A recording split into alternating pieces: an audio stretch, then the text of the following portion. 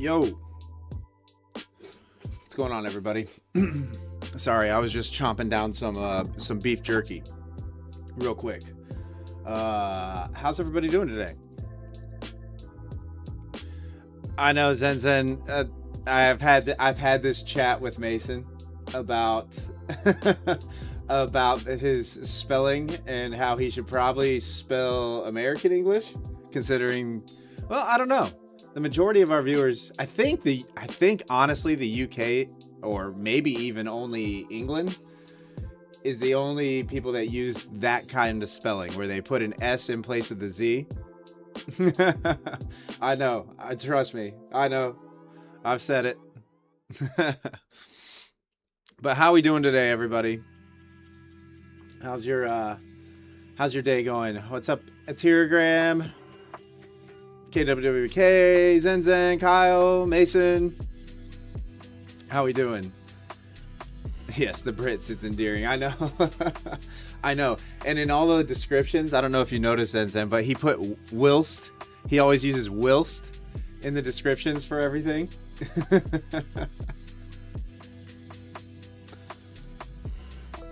People are probably confused when they like find the channel for the first time, if they're looking at the descriptions or everything, and they tune in and they're expecting probably some British guy, and then they get me.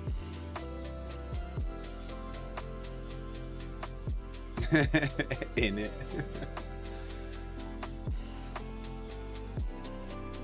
I just saw Cristiano Ronaldo walk out.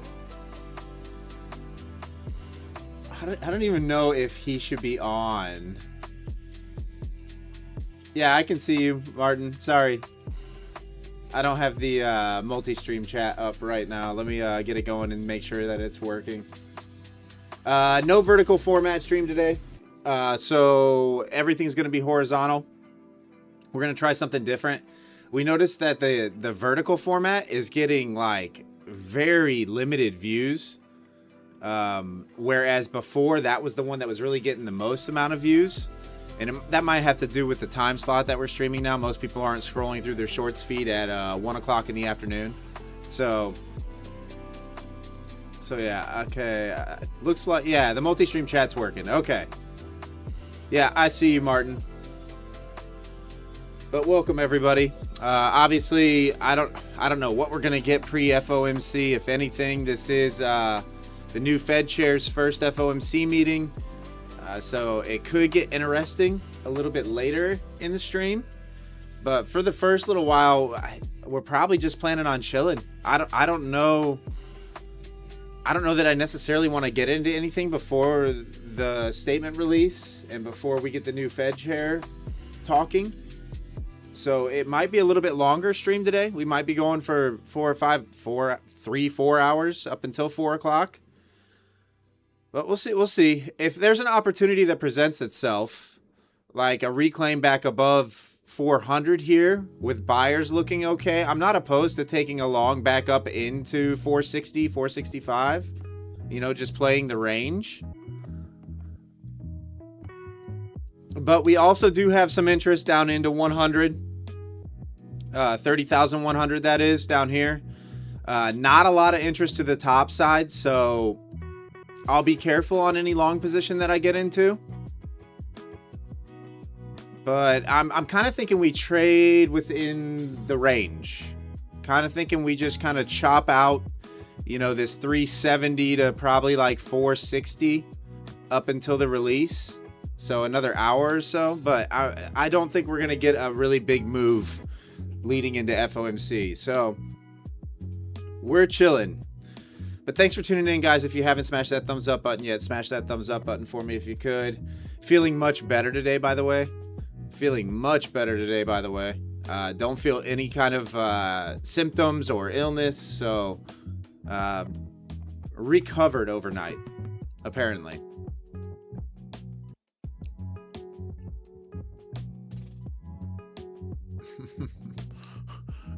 Yeah, jeez. You are active, KWWK. You are active. You're just hitting those cells. I see in Discord you were short from 450. You got back in at 420. Now you're short at 400.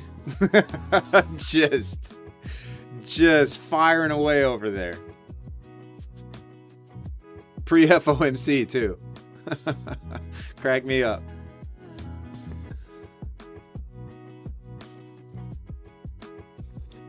Yikes. Was not expecting that. Got that dog in me. What can I say? Okay. I'm sorry. What's that all about? What's that all about?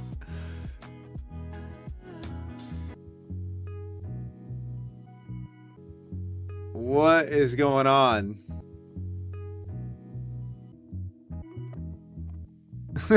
What is that?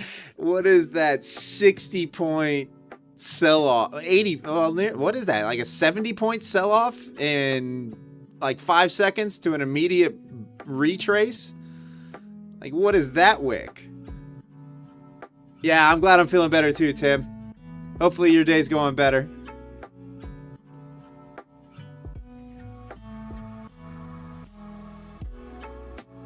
Welcome to the age of Warsh. Yeah, we'll see what happens. I don't know why there was that random volatility spike.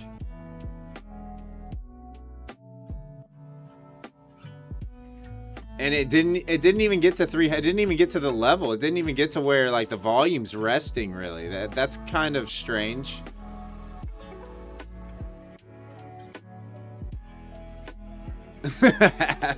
I know, it's crazy. It's crazy how when I click go live, the market just dies on us. Just goes sideways.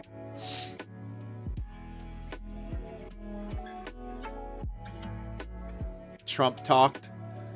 Trump said something.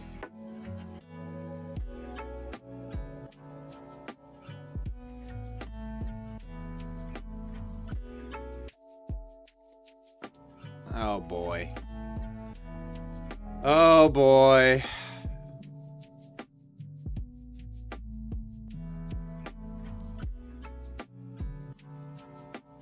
Iran headlines. A load of headlines just hit Financial Juice. Wait, so what's going on?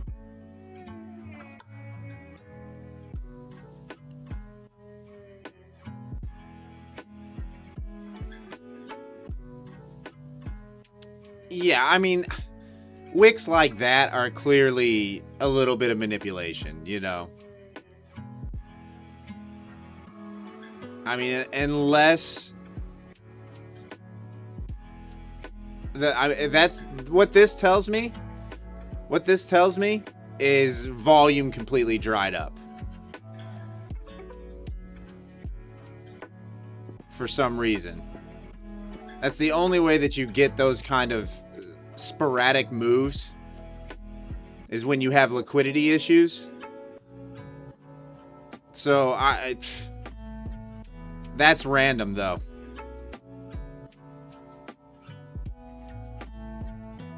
Algo's not being able to read. Yeah, I mean, that's the only time you get movement like that is when you have liquidity issues and someone got filled here and someone got filled here and everything in between was just absolute carnage.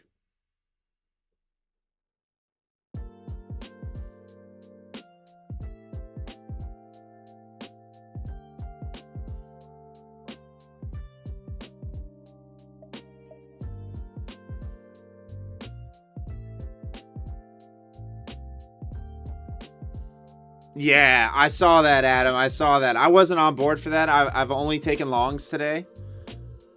So after that sell-off, I got long when I saw it kind of basing out.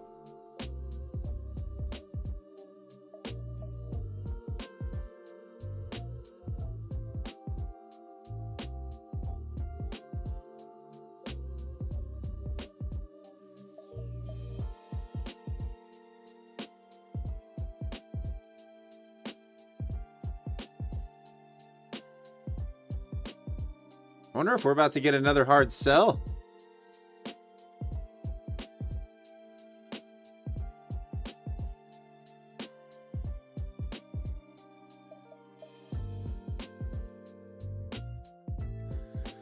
I mean, today, guys, I was kind of, I was able to see the range pretty well. If you read my pre-market trading plan, so I kind of had the range picked out fairly decent. I kind of knew it was going to be choppy. I knew we were probably going to trade within a range. So I've just been playing level to level for the most part all day. Obviously, you know, I haven't been able to get a full target on any of my trades, but I've been able to spot the direction on my long entries pretty well.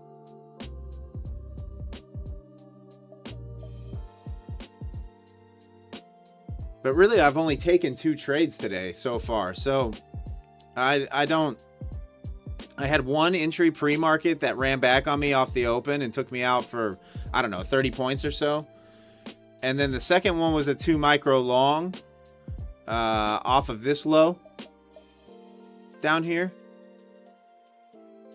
I think I finally got in at, I can't remember if it was 360 or 380, somewhere around in there. I think it was 380 is where I got long.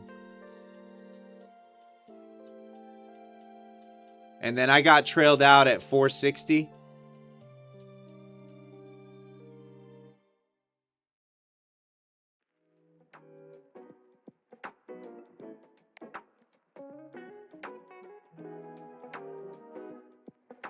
But we'll see what happens. Honestly, guys, I would expect, right? We do still have this gap from the weekly open. I can see us trading down into 100. I can even see below that, depending upon what happens with the speech and FOMC release. I think they're anticipating no change, right? Is that correct? No change on FOMC? No change on the interest rate?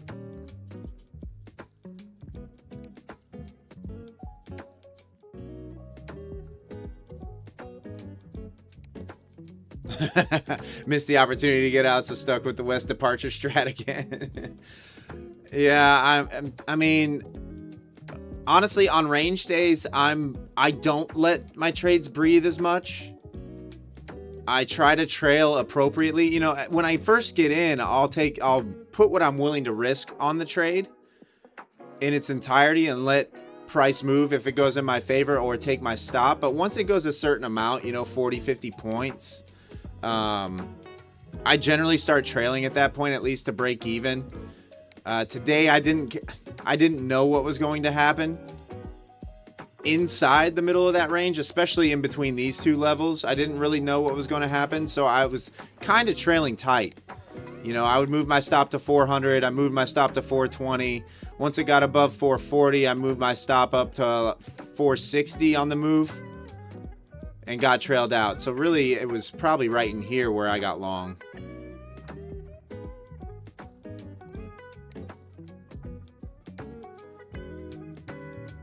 Yeah, I mean, it normally is that way, right? Like the interest rate decision release at 2 p.m. Eastern. You'll have a little bit of volatility, just algos getting positioned, but you generally don't see the real move until you get the Fed chair talking, right? Or at least that's how it was with Powell. I don't know how it's going to be with the new Fed chair, but typically that's what I've seen. Is you get far more movement during the press conference than you do during the actual release statement. Guys, just a heads up, Friday is a U.S. holiday. There will be no trading on Friday. So make sure you're closed out of all your positions by, I think, 9:30 a.m. Just in case. Or maybe it's a half day. I can't remember. It might go till London close.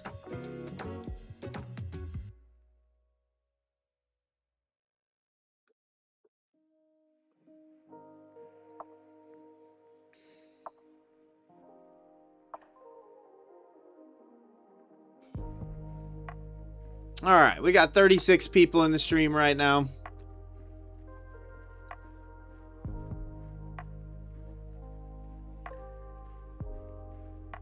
So I want to see your guys' predictions for FOMC. What are you guys thinking? Are you thinking we go to fill that gap that sits a little bit lower? You know, back into 30K? Or are you thinking that we probably hold this, trap some sellers just below this level, maybe down into 100 and then bounce? That's kind of where I'm leaning. I'm kind of leaning towards statement release coming down towards this area and then getting a complete reversal.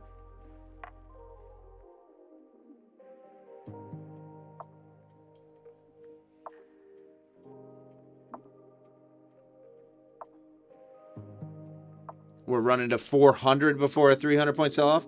Yeah, Adam. I mean, or KWWK. I can see a move back up into the middle of the range. Honestly, back up here, 440, 460, somewhere back in there. Don't get washed out today. Oh, Zen, you are from Ohio. You are definitely from Ohio.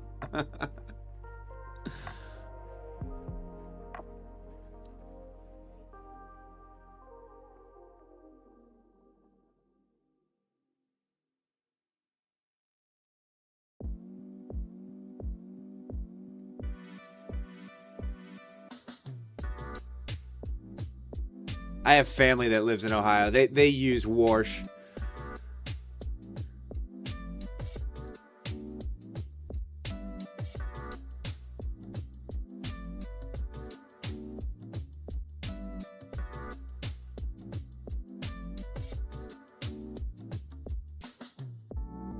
Would I be surprised? Actually, Zen, I remember you saying you were born and raised in Cali.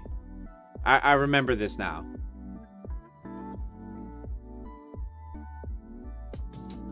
Hey, thanks for the follow, KLH Trades. Appreciate you. Guys, we are live on Kick and Twitch. If you want to view on one of those platforms, obviously, feel free to do so.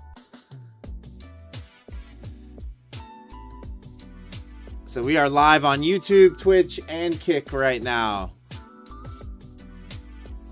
Like I said before, if you're from YouTube and haven't followed via Kick yet, give us a follow. We're trying to build up that channel over there too. And yes, Zen, you tell them, smash that like button.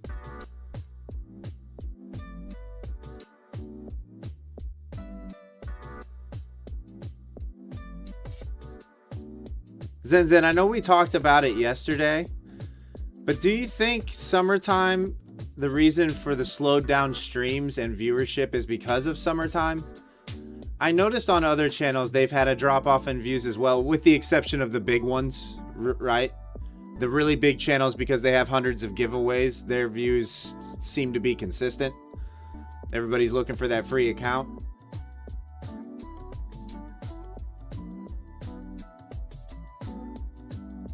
But to go from having 250 to 300 concurrent viewers to 30 is a drastic drop off.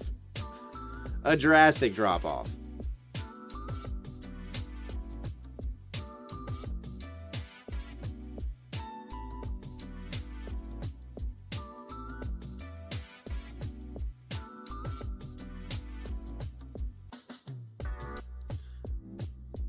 All right, well, I think we've got the flip on Delta here right around 400.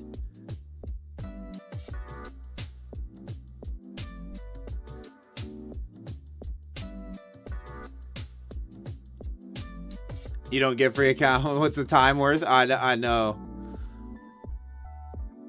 I mean, you guys see it though. You see it though, right? The YouTube algorithm changed. Everything was reset. That could be. That could be, DeMonte.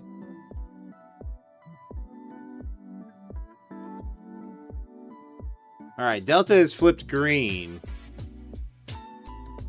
Yeah, it's here, yeah, going from what we were. I mean, you guys saw when I was streaming during the Asia session before all the bigger channels started streaming all day, every day. We were having, 250 to 300 people in the streams concurrent and averaging around 4,000 views.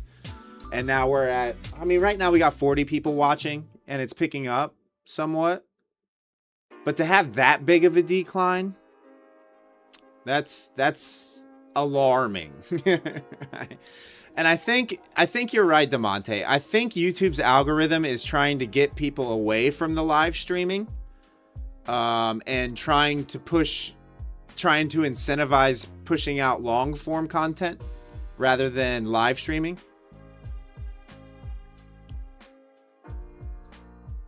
All right, let's see what happens on this pullback into 400. I'm not opposed to trying the long back up into 450, 460 if we can get down there.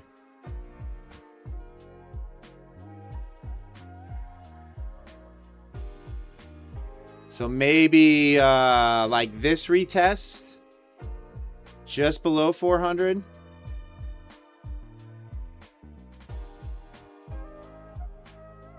And then risk to like just below 370. So risk, 30 points or so, 25 points.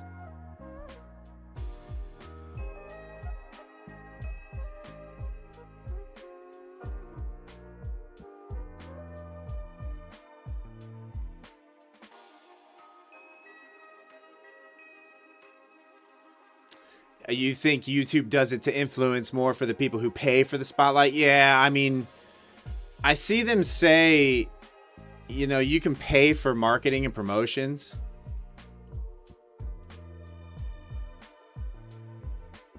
But I'm not going to do that. I'd rather, I don't want the inorganic viewers anyway. I'd rather have people who want to be here.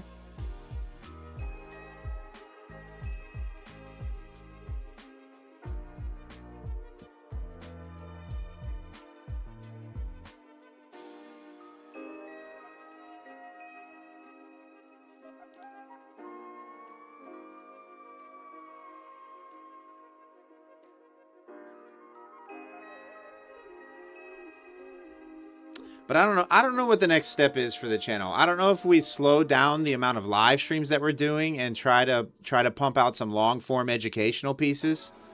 It's all about like time management and prioritizing where I spend my time and efforts, especially with the indicator suite and everything. Trying to get that up and going and get everything finished. So, and I've got some house projects that I'm in the middle of right now as well. So it's all about prioritizing my time, I think, with where I put my focus as far as the channel is concerned.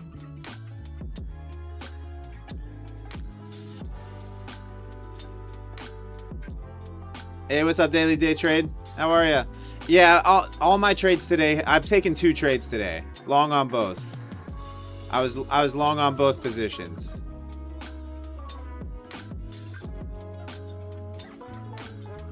Oh yeah, good shout out, Daily Day Trade. Yeah, if you guys have a Take Profit Trader account, you can't trade the news. Any red folder items you can't trade. So if you have a Take Profit Trader account, just make sure that you're out of positions. I would give it 10 minutes prior to FOMC. So here in about 25 minutes or so, make sure you're out of the position.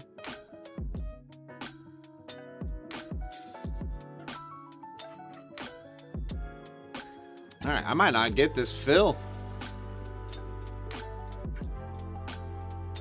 I think it might just run back up into here.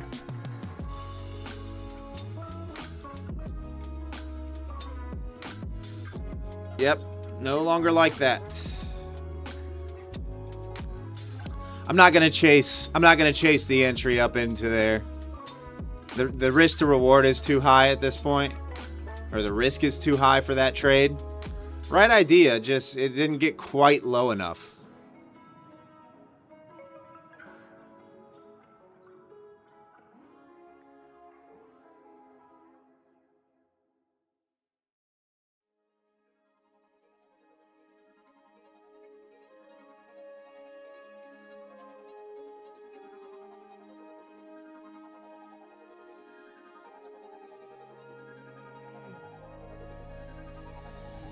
Yeah, Adam, 100%. Like, I don't blame YouTube for anything that's gone on, really. It's just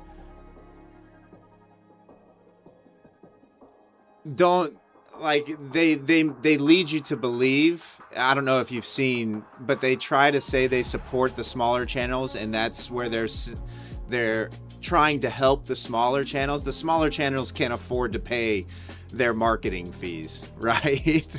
Can't afford to pay for advertising like that. So if that's truly what they're doing, then what they're saying and what they're actually doing are two entirely different things. Two entirely different things. So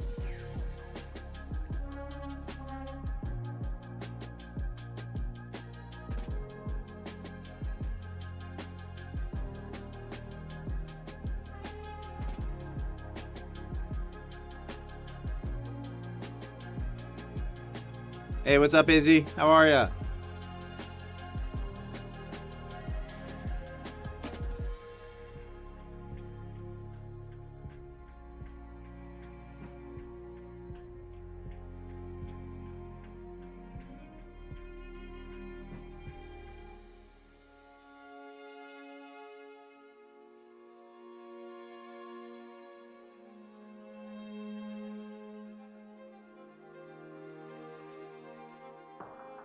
That trade got away from me quick. I don't even know if it's probably going back up towards 450, 460, somewhere in there. But with 30 minutes to go, I don't know that I want to get into a position, because there could be some volatility leading into the interest rate decision release at 2. So that's 30 minutes from now.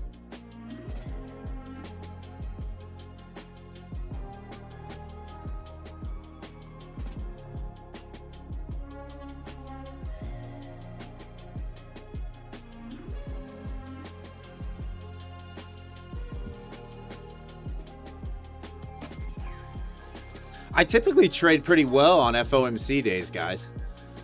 I will say that. You know how I always tell you on Fridays, I hate Fridays. I struggle on Fridays for whatever reason. I don't know if it's psychological or it's the fact that you got weekly options expiration every Friday. But Fridays are my nemesis. It is historically my worst trading day out of the week every week. But FOMC days specifically, I typically trade pretty well. Although I don't know if you guys have noticed, but recently, over, I would say the last four FOMCs, it's been kind of a nothing burger. Like, price has done nothing.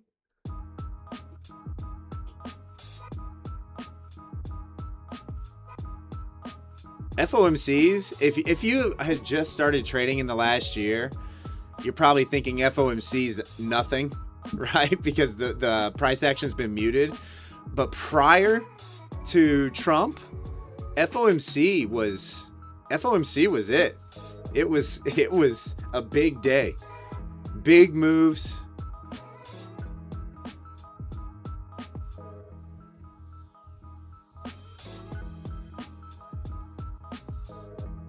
Do you remember the last FOMC stream? It was a banger. Can't see you putting on minis today. Yeah, no, I haven't. Honestly, Martin, I can't remember the last time I risked a mini. I think my largest position size and wasn't ideal because I kind of tilted into the position. It was a winner, but I kind of tilted my way into a 6 micro long, adding on the way down. And obviously it worked out, but I think that's the biggest position I've had on in months. The days of me trading minis are a thing of the past currently.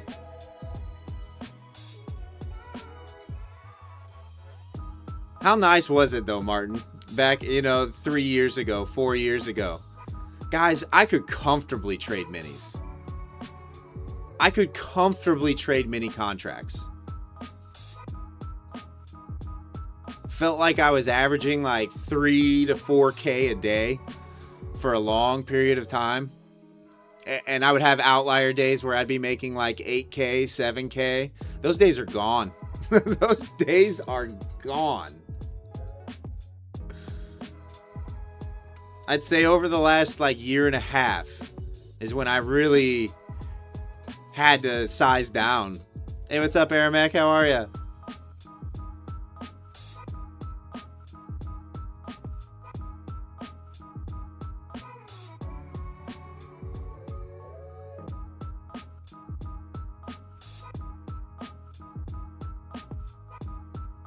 take 30 trades a day and you can still hit those numbers.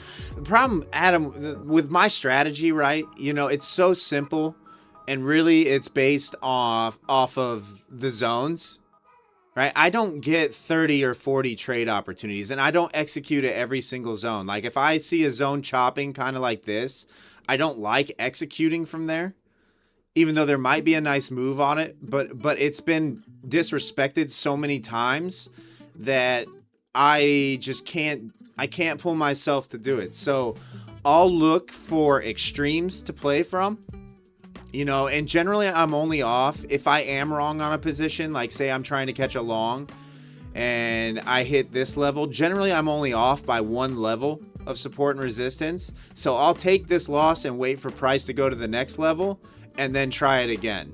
And that's kind of how I trade. You know, my strategy is largely based off of break and retests, bear flag, bull flag type setups, however you want to define it, you know, at the levels where you get a break, you get a retest, and you try the long up into the next level, right? Vice versa to the downside. You get the breakdown, you get the retest, price holding below, target to the next level downside, right?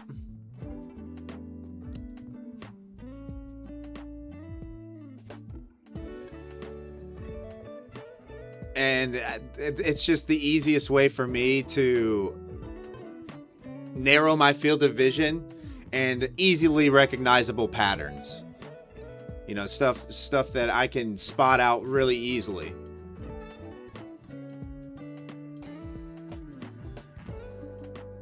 So that I'm not trying to process a million different things in order to trade.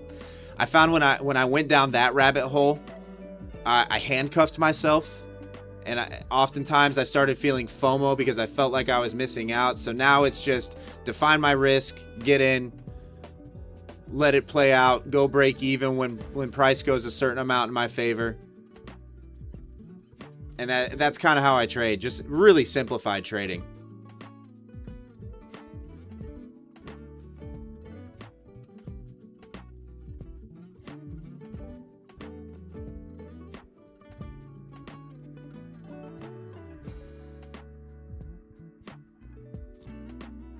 Hey, what's up, J-Love? How are you? No trades for you at the open? Oh, there's nothing wrong with sitting out. Honestly, guys, there's nothing wrong with sitting out FOMC day. There's nothing wrong with it. Let the news settle down. Let the volatility settle down.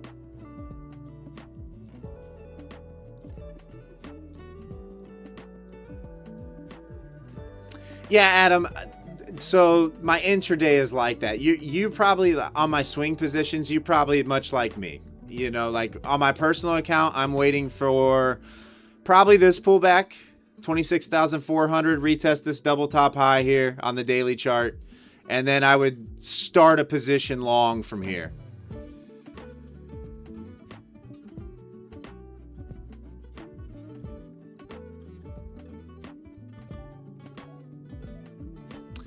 Yeah, J-Love. I mean, I kind of anticipated. I don't know if you saw my pre-market trading plan this morning. I kind of knew, for those of you who don't have access to it, this is what it looked like this morning for me.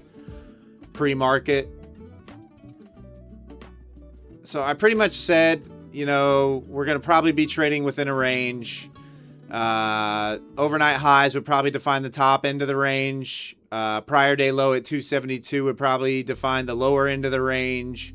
But really, I wasn't expecting much below 380, right? Which is where we're trading right now. We never quite got up to the upper end of the range. So I would imagine that any wick up, if the initial move is to the top side, probably would wick into that area, and then we would catch the sell. I don't know that it's going to be a straight dump. I have a feeling that if FOMC is an initial downside move, that's probably going to be the fake out, trap some shorts for the move back up.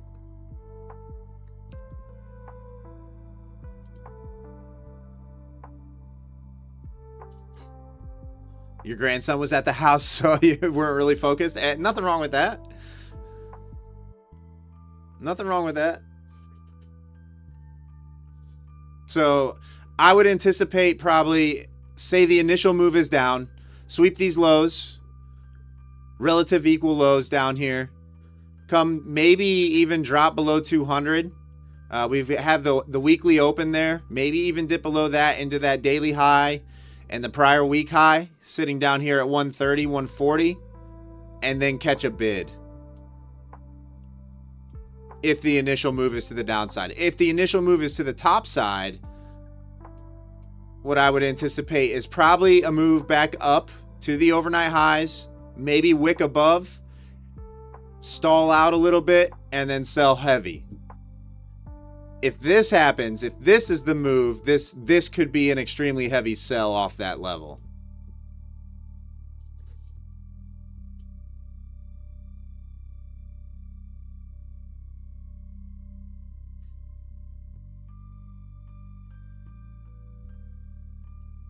All right, come up into here.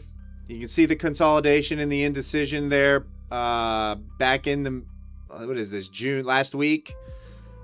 We've retested and rejected a couple times. Did that yesterday, did this during London session. So if we do come back up here, this is probably going to be a fairly hard sell.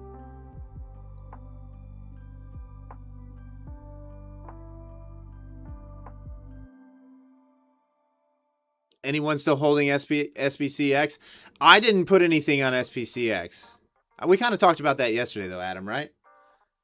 I'm gonna wait for the frenzy to die down. I'm gonna wait for the rug pull, which might not happen till the end of this year.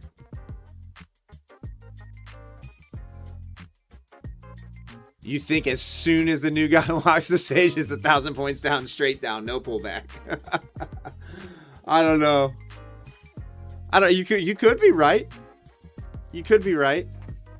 We'll see what he has to say.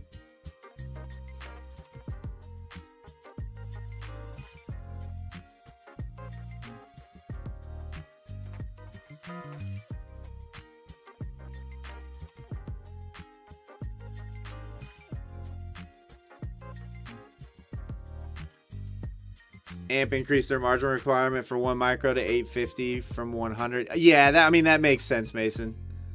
That makes sense.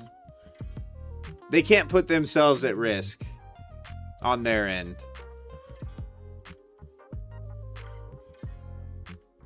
Because in a live market, you could technically go negative on your balance before you get a fill, or before they can get you a fill. So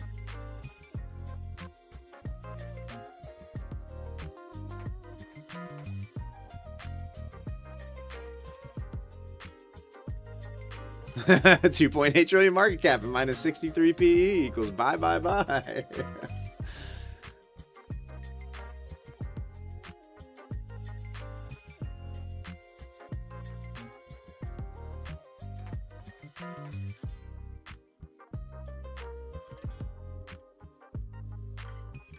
I do think at some point, guys, and I know I've mentioned this before, I do think at some point, this is the daily, okay?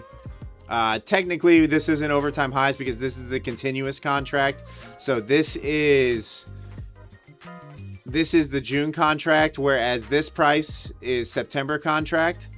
So the September contract all-time highs are probably somewhere up in here. I don't know exactly where they're at, but I have a feeling we are going to go trade new all-time highs, possibly up into that 32K level before we get the heavy sell.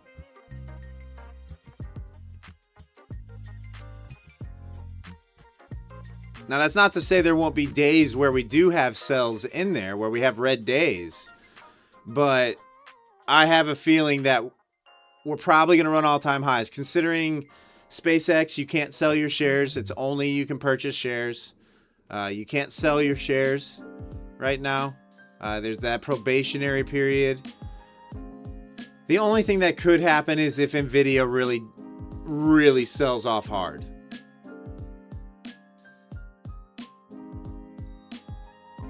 You get an NVIDIA panic sell event, and maybe you get the heavy downside. But I do like that 26,400 area. And it's probably closer to 26,700 now.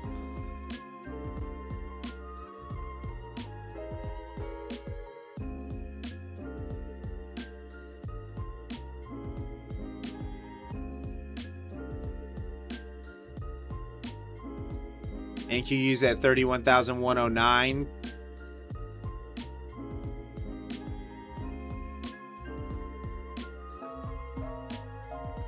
Okay, so all-time high on the U contract is 31,109.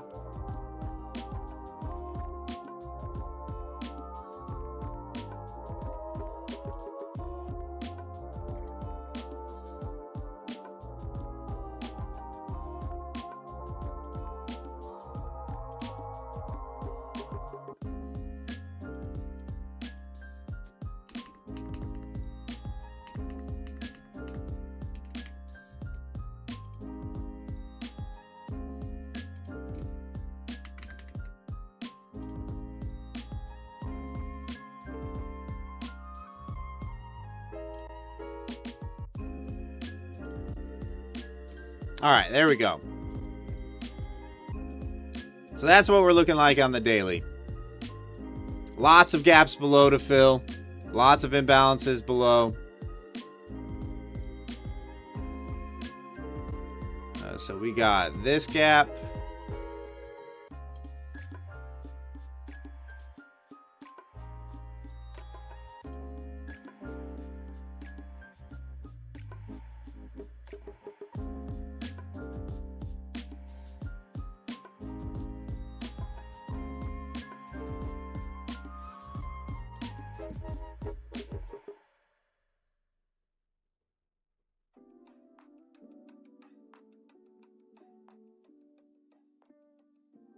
I don't know, though. I like I said, I still think we go higher.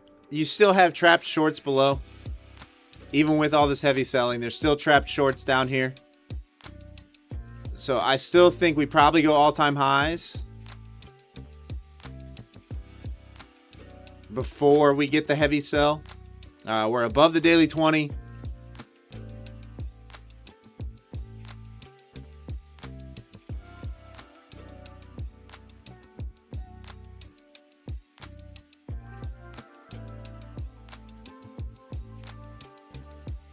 We get back below this, I would be interested in it, maybe.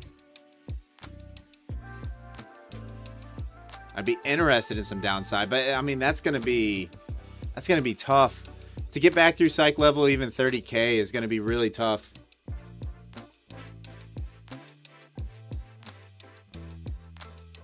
Because you'd have to have all the big tech leaders get heavy. You'd have to have a pretty big, heavy day on all the big tech leaders. I mean, the only one that has enough to sway it would be Nvidia, in my opinion. And I could be wrong, but that's the feeling that I get. Wondering if Kathy would.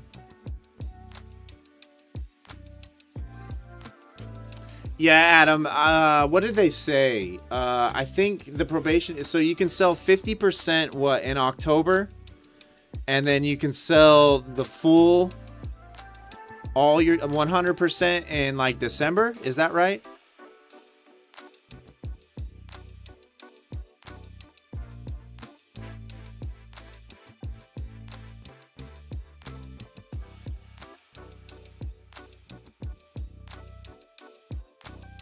Yeah, I don't know. I'm sure they'll keep sinking money into it. I'm sure they'll keep sinking the money into it, but I don't.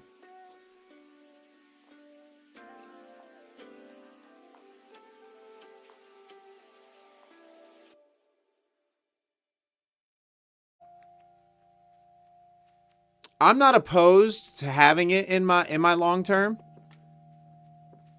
But I'm going to want to see kind of what we talked about this yesterday too. When Nvidia did its stock split, right? SpaceX and Nvidia partnership. I wouldn't be shocked. Like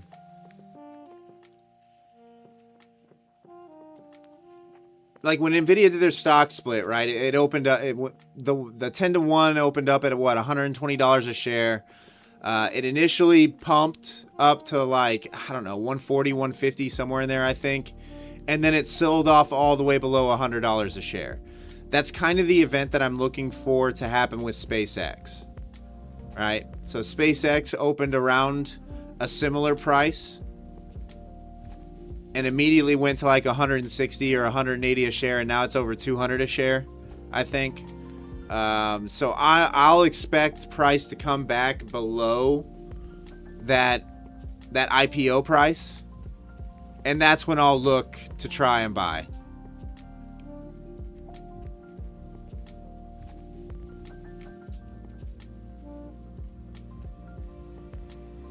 After all the frenzy and everything is kind of stabilized a little bit. Yeah, it's at $200 now. That's what I thought. I think when I looked yesterday, it was at like 212 or something like that.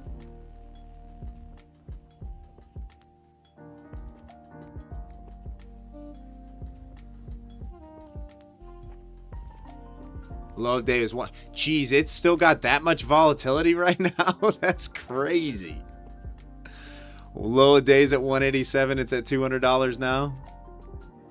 Yeah, every dip for the next, I would say, 3-4 months probably is probably going to get bought.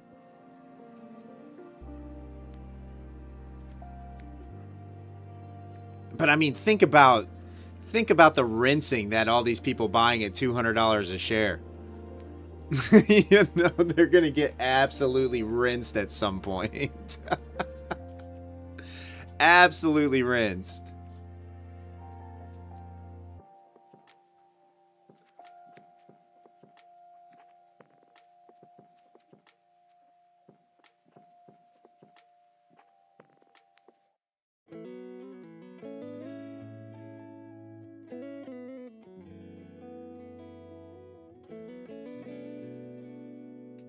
All right, like I said, guys, what I'll be looking for, and it might not happen till Warsh comes to the are we getting Warshed?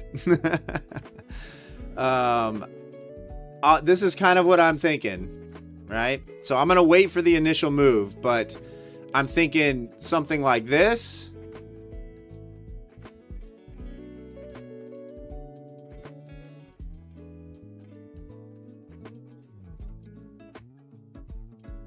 If the initial move is up, I'm thinking that. Or if the initial move is down, I'm thinking probably something like this.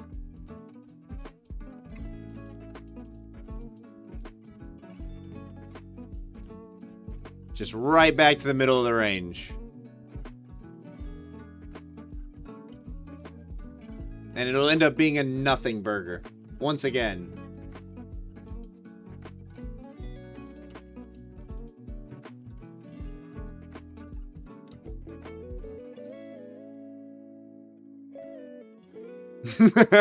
There will be a dilution offering of 100 billion. Yeah, I can see that.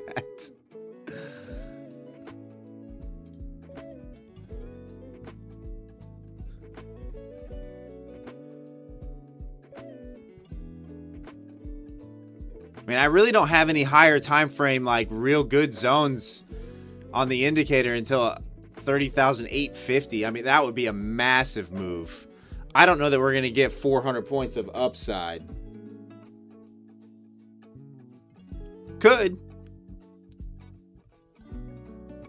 We kind of teased 31K earlier. Not today, but I think it was it yesterday or Sunday? Yeah, I mean, we barely missed 31K. So came up like 20 points shy of 31K and sold. Guys, conversely, if we do get back above this like 580 area, 585, and start holding above, the likely move back up into 30,850 is high.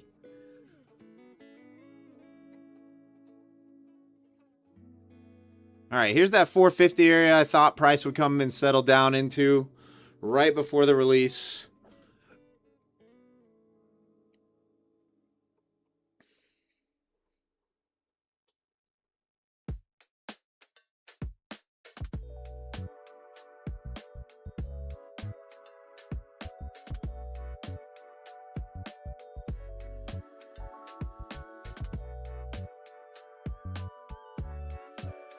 The 50-point ranges make you want to smash here. At 28,300. 28,300. That would be a, could you imagine? 2,000 point sell. DeMonte was right there with you. DeMonte would love that. All right, well, price eventually did what I thought it was going to do. You just had to endure some back and forth. Maybe I should have just left my order there.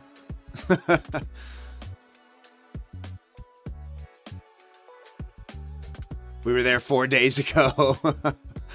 Yeah, I just don't know. I don't think we're coming back down there. Not until new all-time high.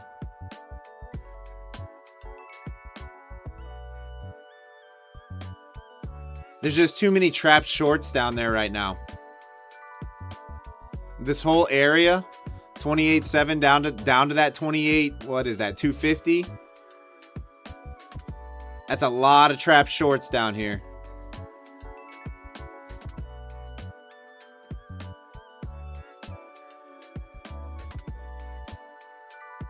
I hope so. I'd like for the market to pull back. I'm right there with you guys. Like I want it to pull back. We are way overextended to the top side. But this is a squeeze. And we're still in the squeeze.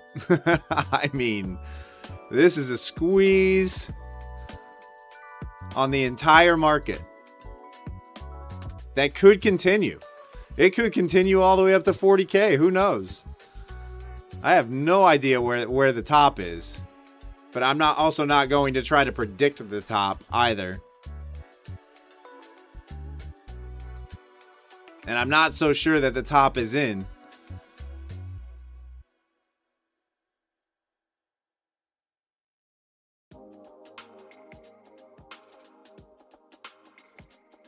All right, guys. If you are on Take Profit Trader and any of the props that don't let you trade news, I would highly consider getting out of your position now if you're not in a position, or if you are in a position currently. And if you're not in a position, I would wait. Honestly, myself, if it was me, I would wait until after the Fed chair comes to the podium.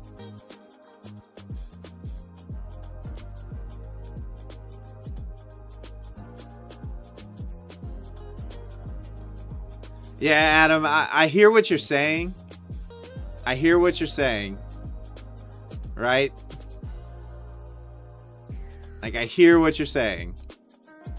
A lot of topside wicks. But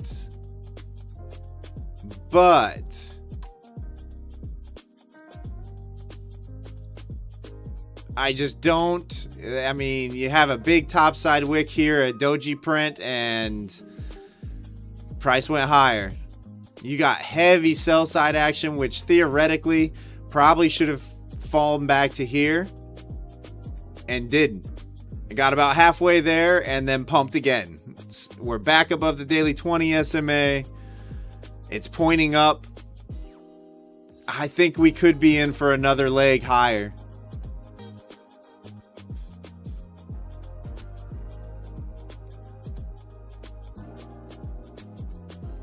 Not that I like that, but I think we could be. How about the double top? Double tops get ran. Eventually they get ran.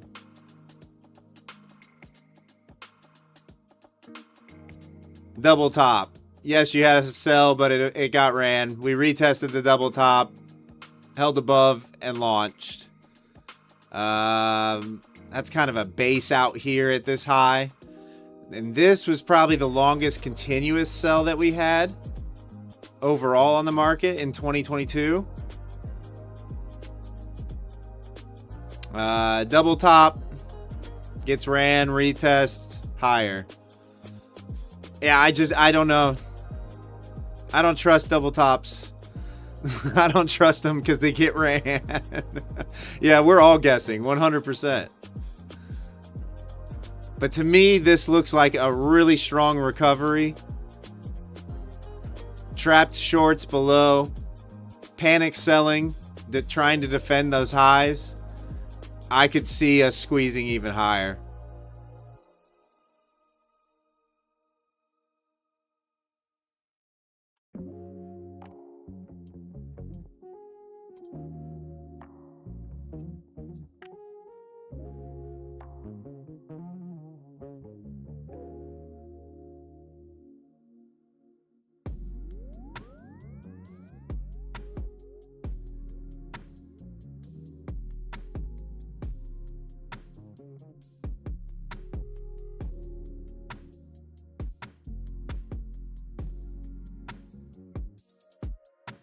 But just an educated guess, right? What's the nastiest thing that could happen right now?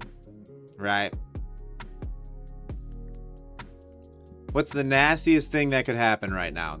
The grossest thing that could happen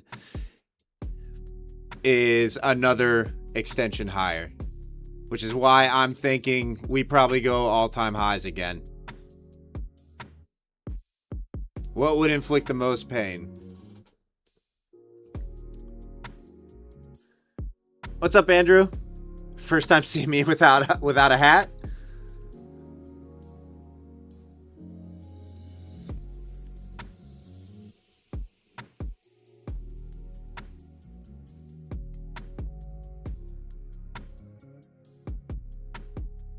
Yo, okay, charts are frozen. Charts are frozen.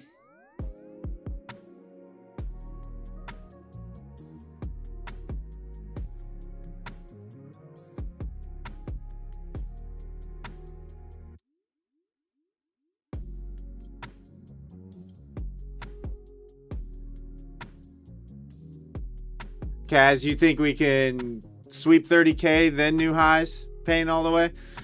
Yeah, that's obviously a possibility. You know, I think if the move is to the downside, I think somewhere between 30K and 30,100 is what would cause the most pain, right? Like that's what would cause the most fear and panic and most pain would be to hold above 30K, never fill that gap, and continue to all-time highs, which is the trend. This whole contract, right? I mean, this entire contract is squeezed. It's looked heavy at times, a couple times, but inevitably buyers have bought it back up, trapped shorts at lows, and pumped it higher. So with the June expiration happening the end of this week, a couple more days away, I would anticipate that even if we do get the downside, the buyers are going to step in, defend, and try to drive price higher.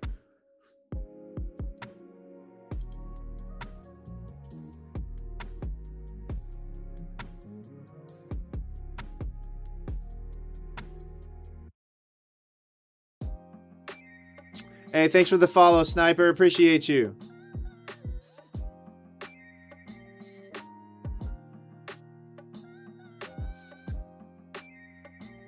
And guys, not financial advice. I don't know what's going to happen. That's just what I think or what I feel is going to happen. Got 17 viewers on Kick right now, Albu. Nice. Thank you to everybody viewing on Kick. I appreciate you. I know we recently went over 100 followers on Kick, so that's good.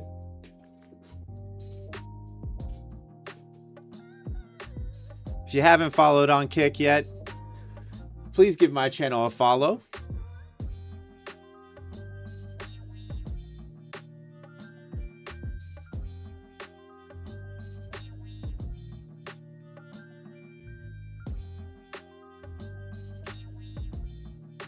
All right, where is that prior low at?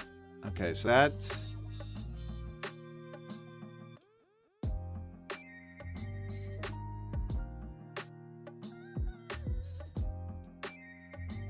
All right, so on the DOM, guys, we have orders stacked in really all the way down to 30K.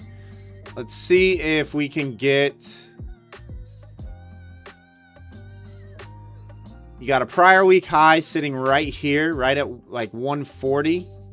Is that right?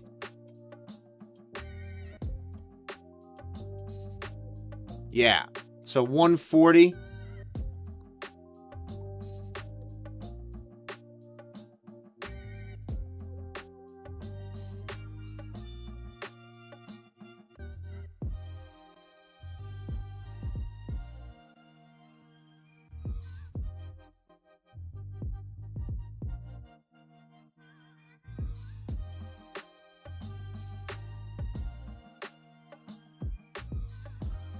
I'm still going to wait.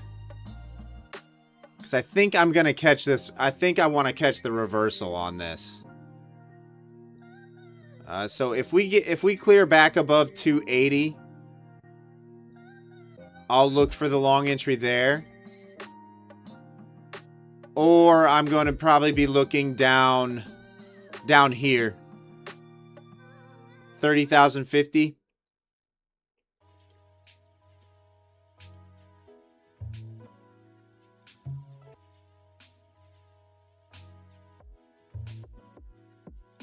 Yeah, Abu, I've heard they were talking about that at the last FOMC meeting. Like a December rate hike is what people were talking about.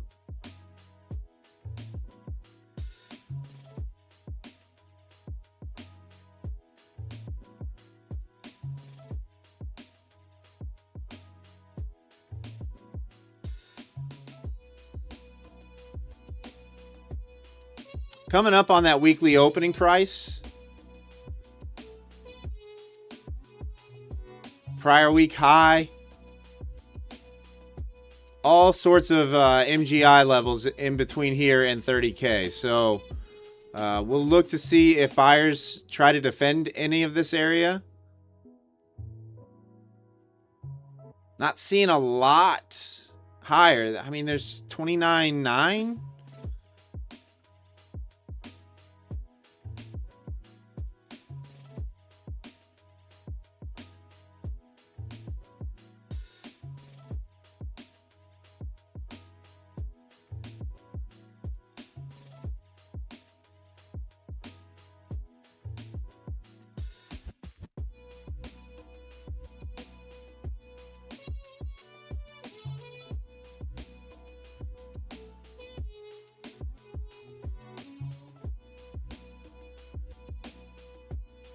You don't need all the money. People take profit and go fishing.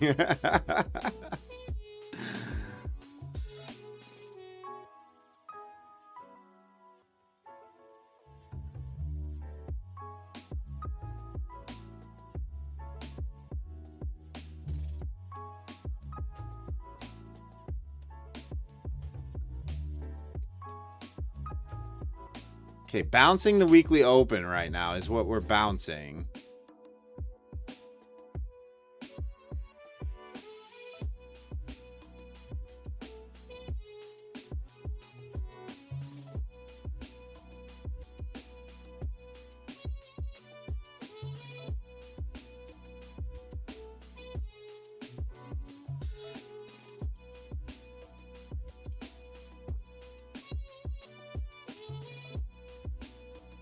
We'll give 30,100 a shot if we get the pullback into 30,100. I'm going to go stop just below this low because I'm not going to want to see it much below there. Actually, we'll go below that 50 area. We'll do something like this. We'll go like 30,025 if I can get this entry even. I don't know that I'm going to get the entry.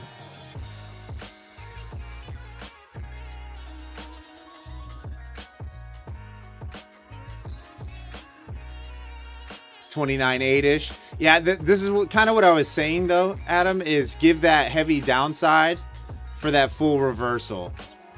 And trap all the shorts down here, targeting that gap fill. We'll see if it plays out. I don't know that it's going to play out. But that's a pretty strong bounce.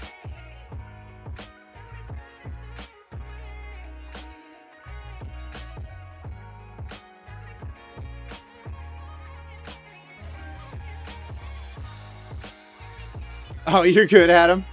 You're good, Adam. I mean, you guys can brag if you have great trades or you call it right. You know, that's a good call out. That's a good shout out.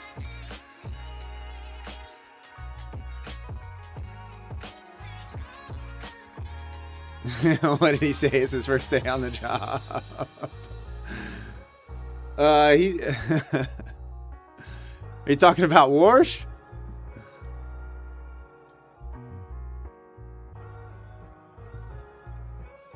I don't know that I'm going to get this entry.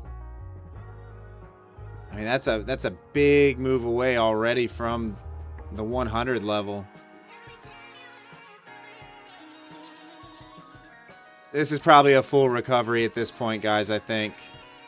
We'll see what happens at PDL. Up there at 270. But I think I'm left behind.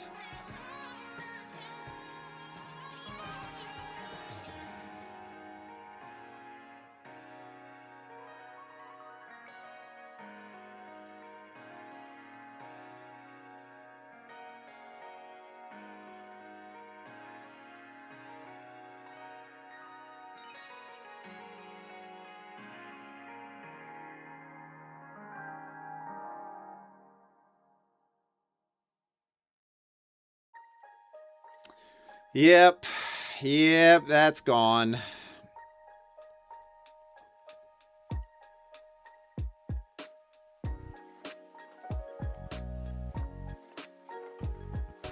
Yeah, Martin, I think it's going right back to where we came from. That hold just below 100, you know, bait the sellers looking at that gap fill like everybody was talking about.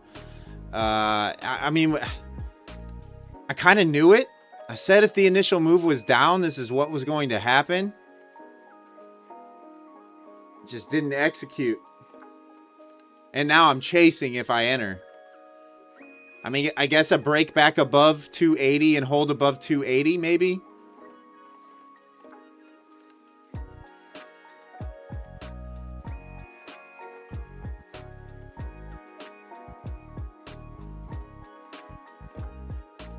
I mean, our indicator just printed a level right there. I just don't know if I trust it with the news.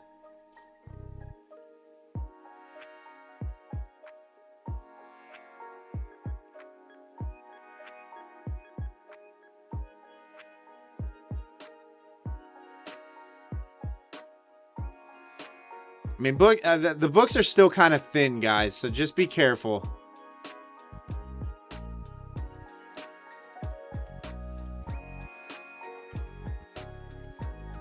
Could get some sweeps in both directions.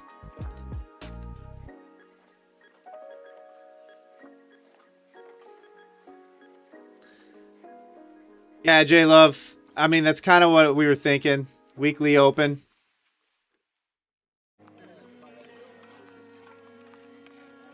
Trap some shorts into the weekly open, into the gap, and then boost.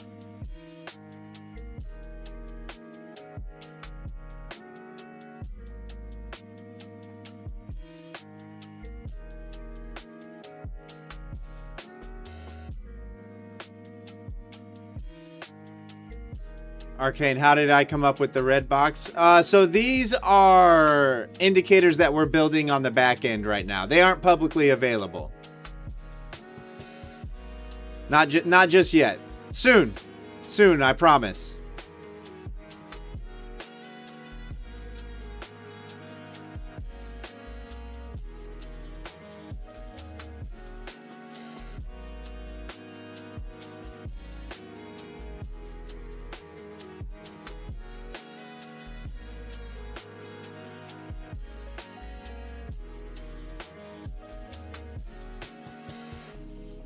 All right, 280's kind of holding below right now. Starting to see Delta lose its strength. Let's see if we print like some sort of exhaustion in the buying, or if buyers do just push right back. Full V-shaped recovery.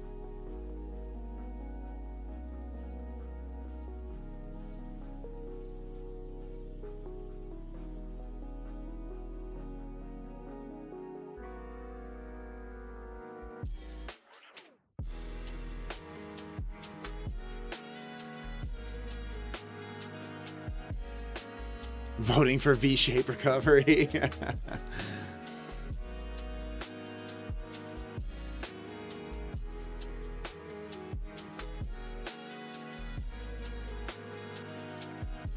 Had your sell order at 207.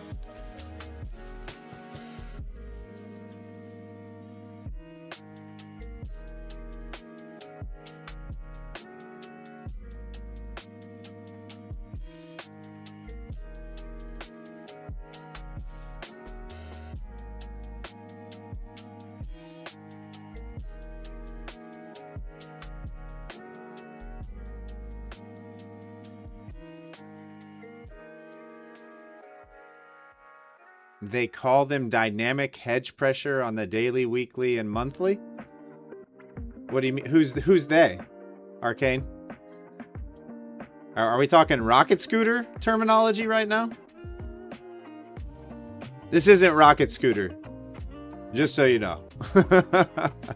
No rocket scooter anything on my screen.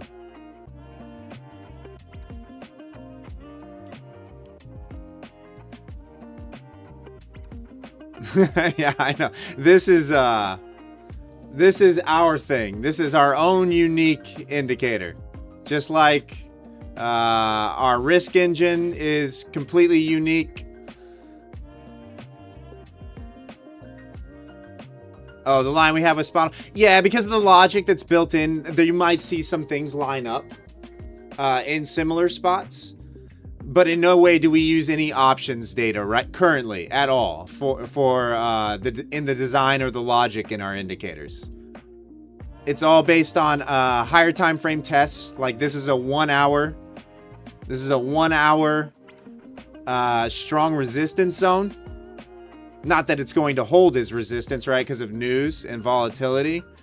But the criteria is met for the amount of times price has tested this area for it to print. Well, full V-shape recovery it is. Adam, it's gonna have to. We're gonna have to sell it. Too much work, time, and financial resources have gone into the development of everything. That it will not be open source. We're not gonna put it on TradingView.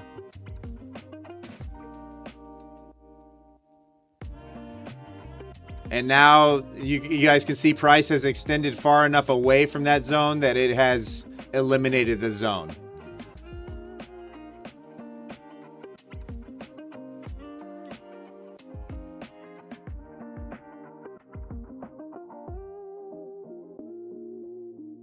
Yeah, Zen, initially it will only be available on Quant Tower. Initially, it will only be available on Quant Tower, guys. It won't be available on any other platforms initially. It's going to be a limited availability when we do launch, just so we're not overwhelmed on the back end with support and all that kind of stuff. So it's going to be Quant Tower only. We will put out a wait list as well when we're getting closer to launch. Maybe even before that, just so we have an idea about what kind of demand there is for it. Like, I don't know if 5 people are going to want it. I don't know if 100 people are going to want it. I don't know if I don't know if 1,000 people are going to want it. We really have no idea what we're looking at. But like I said before, we're a 3-man team, so we have to do this smartly. The last thing we want to do is put it out there, unlimited availability, and be completely overwhelmed, right? So we're going to do this smart. We're going to be smart about everything that we do. We're not going to overwhelm ourselves too much. We don't know what we're getting ourselves into as far as customer support, product reliability, all that kind of stuff, right?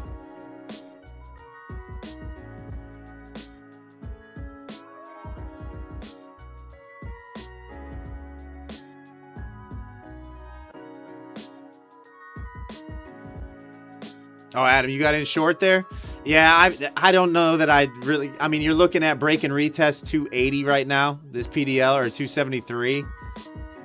I think if we hold this level, it's probably just full retrace, at least back up into 400.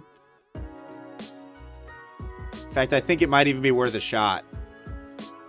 In fact, I'm long. I'm long. Let's go back up to opening range low. I'll put my stop just below that PDL.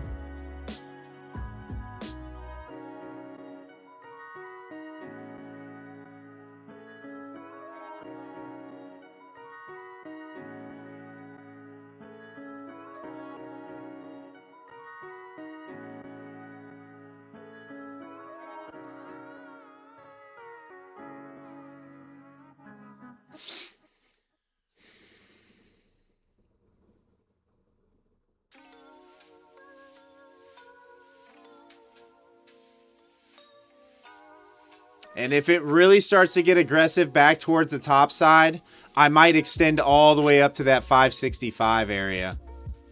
So something like this.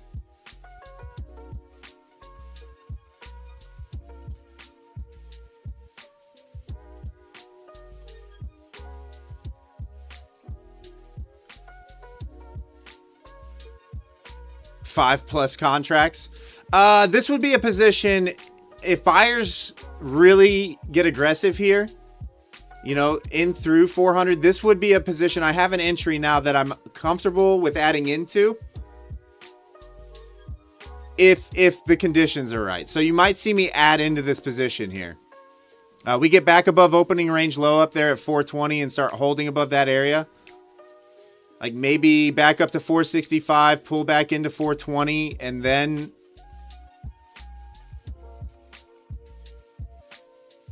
hold 420, 400. I would look at adding into that, but we'll see if it even plays out. This still could roll over from here.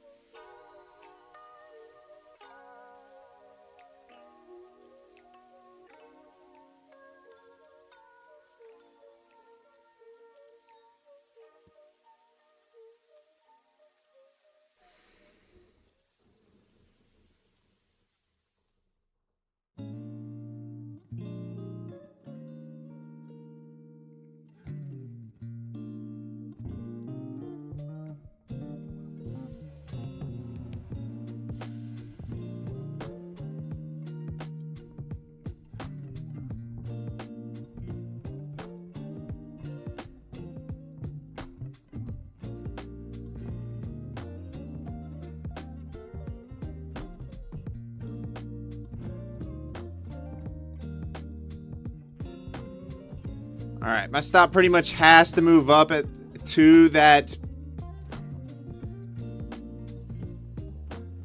swing low because buyers will need to step up.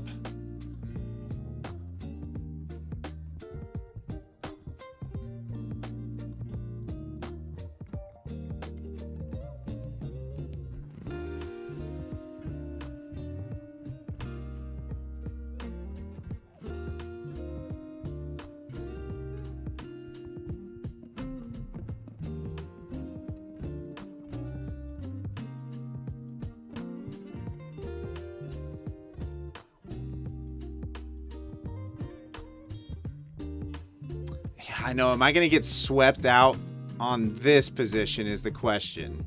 Should I pull my stop down? Let's try this. We'll give it those few extra points. And if I get stopped out, I get stopped out. All right. Took the stop loss there.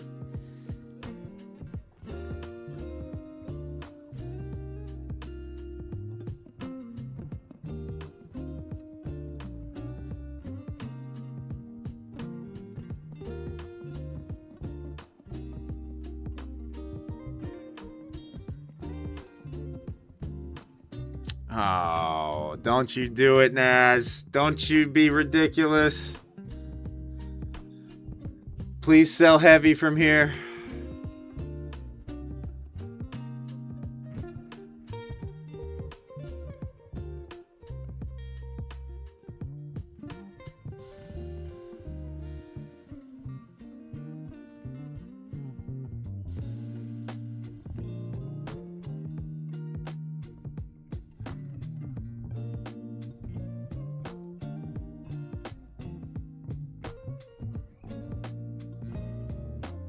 I'm going to wait now until at least, I don't know, for another 10 minutes or so. Because I don't know. I don't know what's going to happen. You know, Warsh is probably going to take the podium, what, here in about 5 minutes? So we could get sweeps in both directions. I still don't believe in the shorts.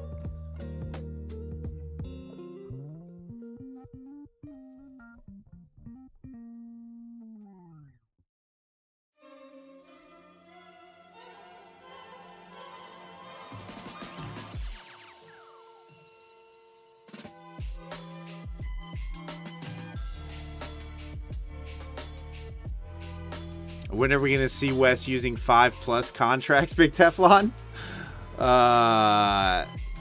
Too much size right now. Too much size. To be risking $300 per trade. Risk engines with the volatility taken into account and the average daily range. 1 micro contract is what it's suggesting. 5 micros is too much size. Too much size.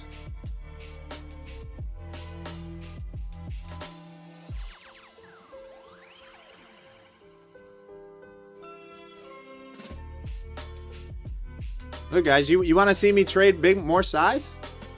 Let me use the affiliate codes. if I'm making 20K a month like all the rest of these people on the internet off of affiliate codes, sure, no problem. I'll trade 5 minis, no problem.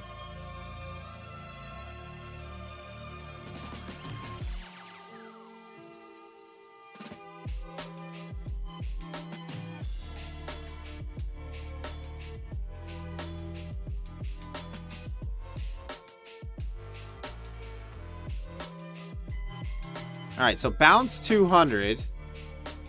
A little exhaustion in the selling at 200.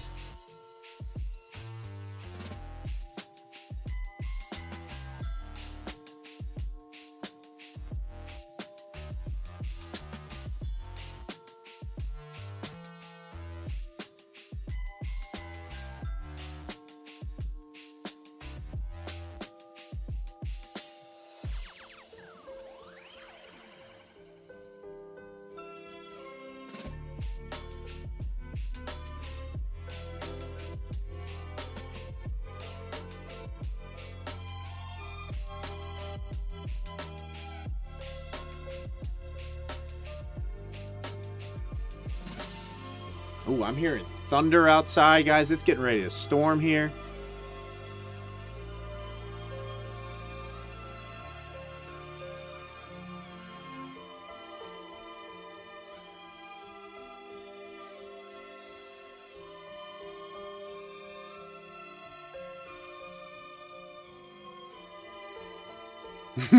True, Adam. True, Adam. It's true.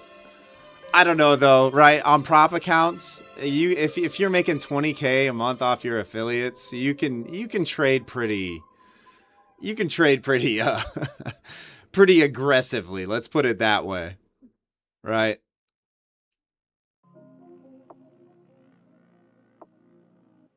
You can YOLO a lot.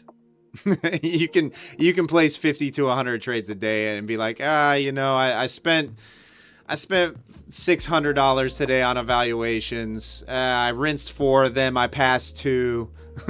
You know, let's YOLO a couple more and get a big payout. Post it on the socials. Are we getting the press conference? You want to watch Kevin Warsh talk?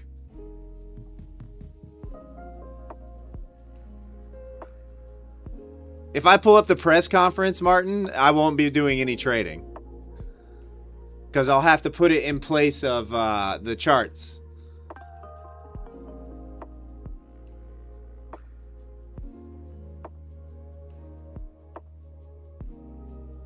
No, not yet.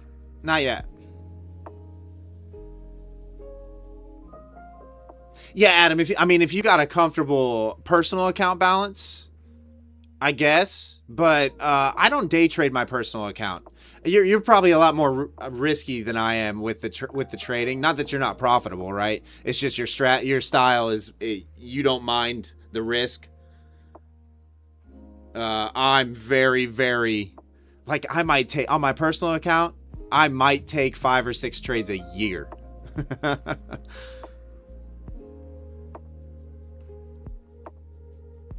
I wait until something sets up on the daily.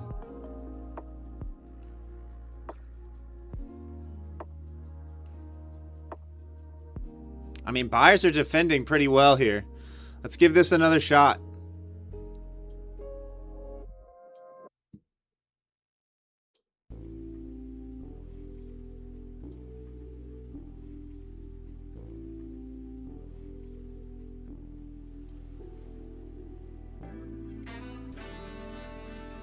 Need to be careful if we trade back up into 280. I don't like that price is rolling over right at 250, but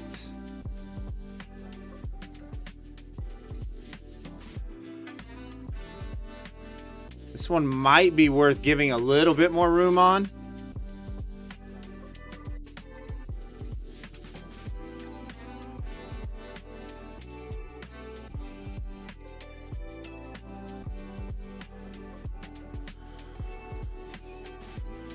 Well, let's see how the market likes the new Fed chair. See if they like him or if they don't like him. I guess that's what we're about to find out.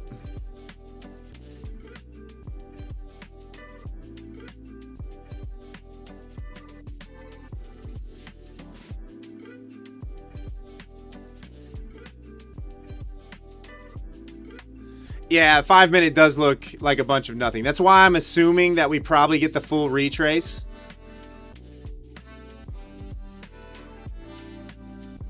Top side of that range is up there at 565. So I'll go ahead and target that. Front run overnight highs, which are at 585. But I think we just have a sweep out of both sides.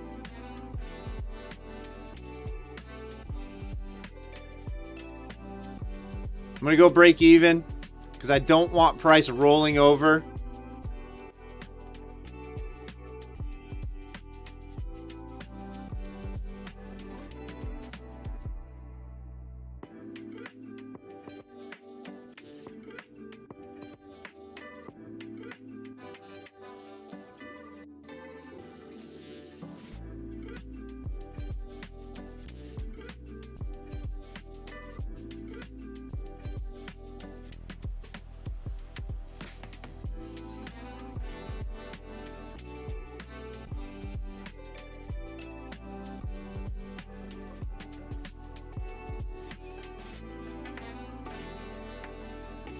Yikes. Well, that happened quickly, huh? Yikes.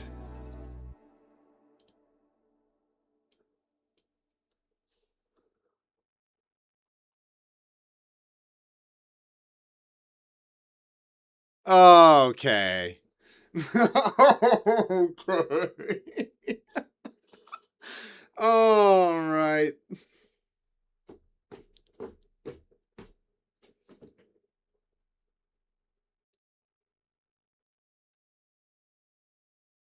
I mean, just your just your casual 160 point, just your casual 160 point wick down, snap back up, you know.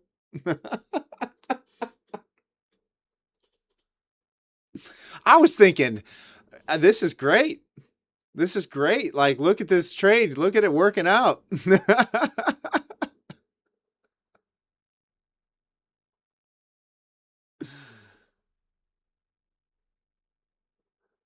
Yeah, Adam, I am on the 1 minute chart. 5 minutes down here. If you look down at the bottom of the screen, this is the 5 minute chart.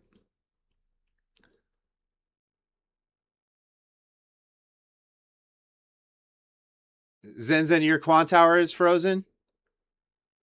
Yeah, when you get like a surge of volume or really rapid movement, depending upon your server, your data feed, you will get that. Like Lucid's Rhythmic server is awful. Like it's really really bad.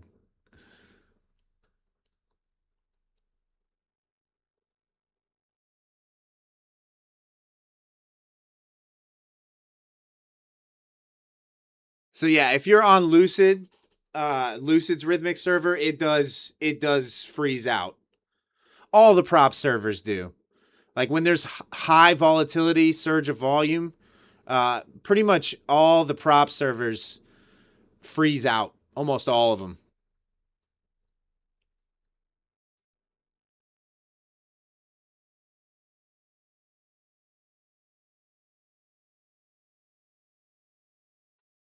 Yo, this is brutal.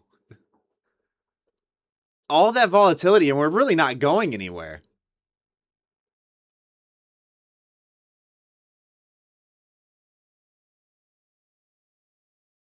Big Teflon. I should stream for 8 hours a day. I'd reach 50K followers in 6 weeks. 8 hours a day could. Oh man, that would be intense. I can see me being able to keep up with that kind of schedule, like just myself for a while. But if you'll notice, most of the channels that do that, they have multiple people on. What would I talk about for 8 hours? Yeah, Tenor. I got swiped. I got swiped. I got swiped on both my entries. I do think the move is probably back up unless Warsh says something, right? Sellers aren't really making much ground to the downside right now. We're back above the weekly opening price. I do think the move is back up, but it's just a matter of how much downside can you stomach before it happens.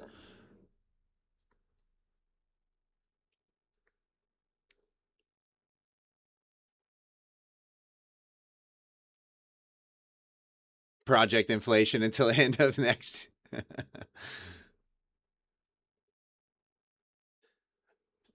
I mean, as far as inflation is concerned, guys, right?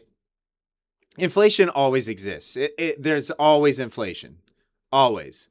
It's just the rate of inflation that you worry about, right? You don't want it increasing exponentially really fast.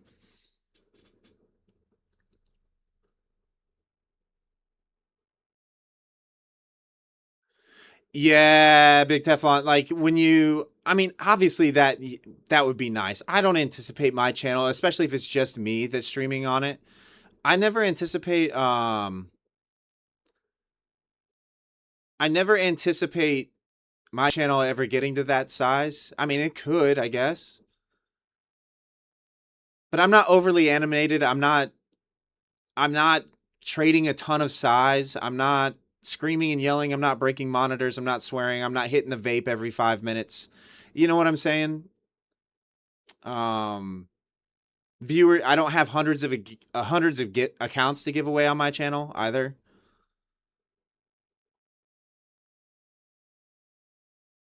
So if you're just looking for like a chill place to hang out for your trading session where you don't have to deal with all the yelling and screaming or the pompousy attitudes or the Lambos and the look at my $20,000 payout, my channel's a nice spot for you.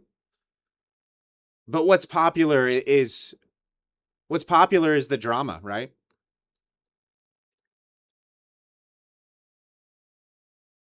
People want the drama. They want that stuff. I mean, it's all throughout our culture. It's not just in the trading YouTube space. It's everywhere, right?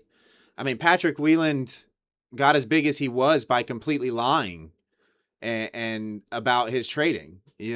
That's how he got to where he was, and more people tuned in, right? The more you create drama and confrontation, the bigger you become. Because more people tune in, whether they love you or they hate you, they still tune in, right? Um, Rocket Scooter kind of plays into that, and he does it very smartly too. Like he will call out anybody and everybody, and it just drives traffic to his channel, right? It just drives the traffic. People tune in to see the drama, to see the arguing, to see the fighting, to see the trolling. They just feed into it. And a lot of times, I honestly think some of the bigger guys are in cahoots with each other when they're talking trash about each other, being like, hey, this is what I'm going to do. It's going to drive interest. Let's feed off of this. You know, like they have talks in the back rooms kind of thing. And I don't know that that's happening or not, but that's the feeling I get sometimes.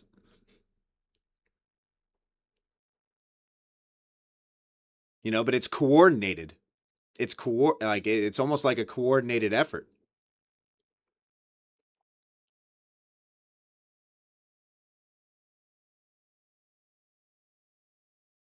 But it works. Like it works. It drives traffic to their channels. They get to sell their products, sell their mentorships, sell their signal services. They get to do whatever they want. And people will still tune in no matter what. In fact, I bet if they all came out and said everything is fake, they would even have more viewers and more interest in their channels than they do now. All my profits, everything that I posted has been a lie. They would have more traffic.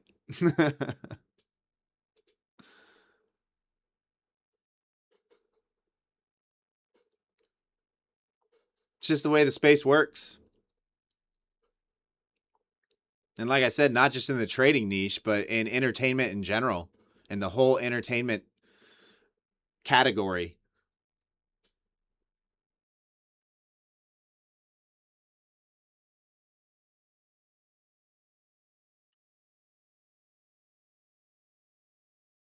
It's why people watch reality television, right?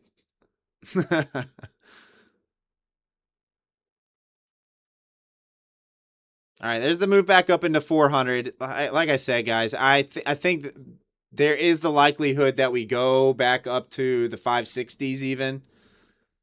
This is looking like a complete retrace of that sell. A lot of times on FOMC, that initial move is the fake out for the reversal. Not that it happens 100% of the time, but a large enough percentage of the time that it's worth keeping an eye on these big news events. That's why I know when news events happen, but I don't really let them play into my trading or my overall analysis because of stuff like this, right? You have the FOMC release, the heavy sell, and prices returned right back to where we were. It's one big shakeout.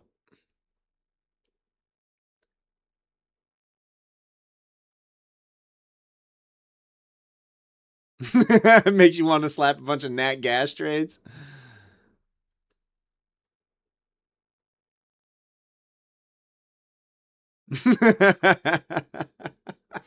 Adam, this thinks he's about to fix the mess.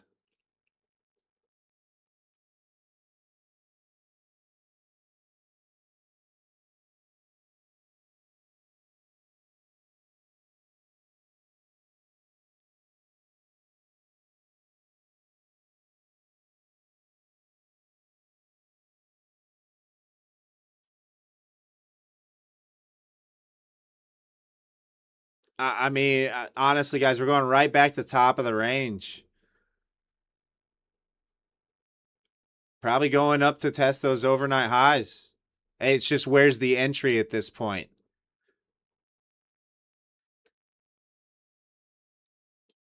I had the right idea. Just this candle happened. This candle happened.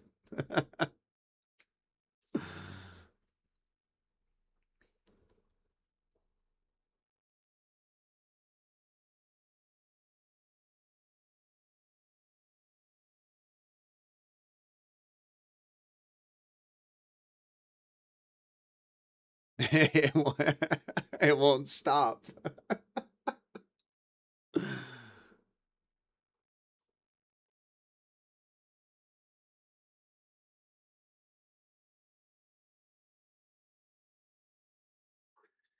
Well, it's doing exactly what I thought it would do.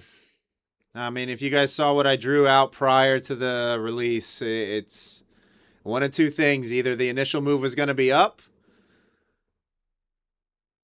and then we would get the heavy sell, Or if the initial move was down, full recovery.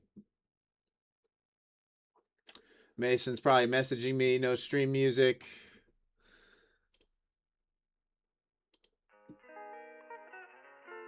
Epidemic Sounds have been acting up a lot lately.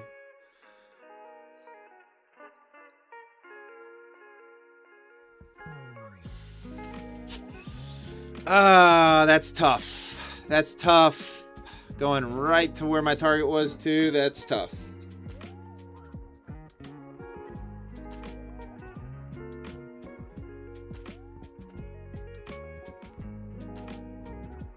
All out for the day, not watching the market, thinking about the bigger picture. Yeah.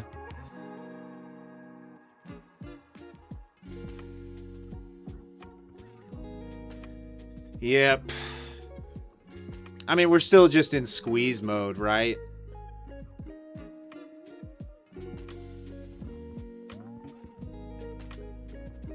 The problem is now we're at the top of the range. Honestly, I can see this pulling back into the mid 400s, possibly even 400 from here.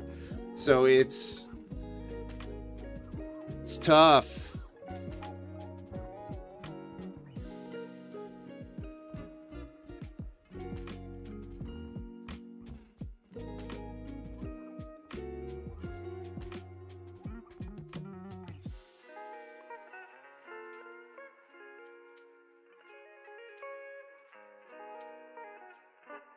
Got exhaustion at the highs. I do think, I don't know. I think we do go a little bit higher still on the session. I don't know how much higher.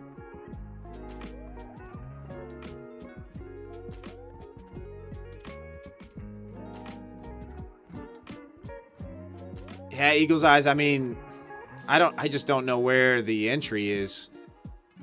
Got opening range low sitting at, looks like just below 440. Let's see, where is opening range low at? Exactly. All right, so opening range low is at 398.25. Is that right? So 398.25.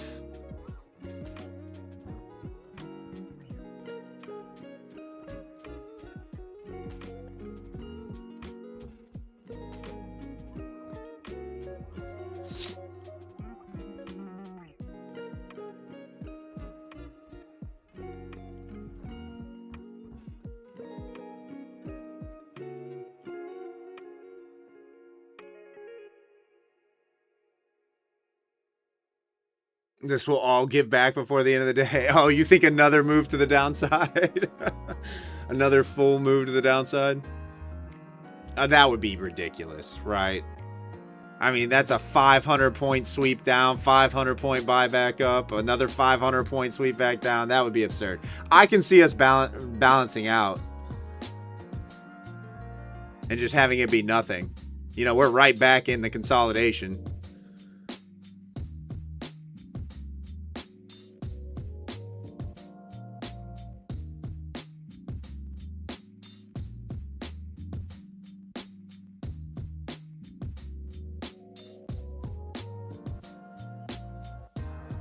It's all ridiculous and happening daily. I know, it's crazy. Like, look at this buy up. Look at this buy up. Right? Oh, yeah, let's get short. Let's get short. We just snapped below 450. Yoink. Yoink. Right back to 500.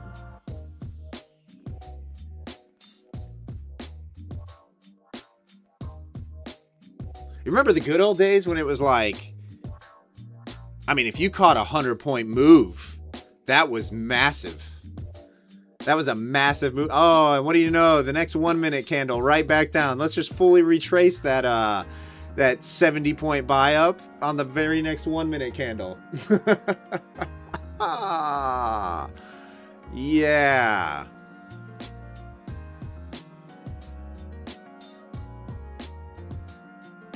Carnage. Absolute carnage.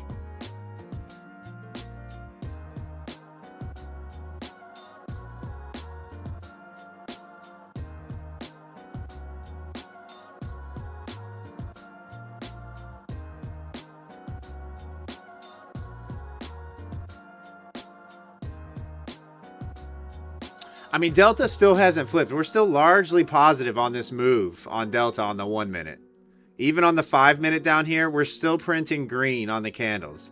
So until this would flip to printing gray candles, I wouldn't be interested in a short myself. Even though we have the exhaustion at the highs.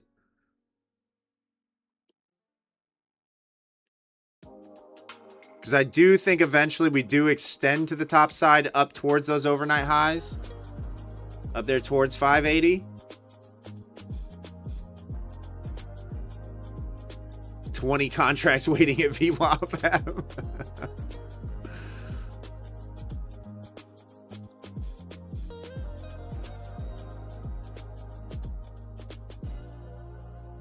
Retest 320.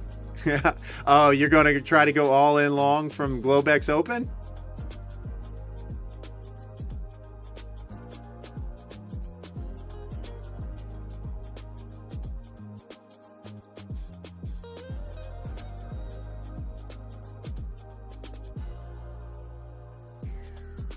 Just gonna send it on an evaluation, Albu. I hope so.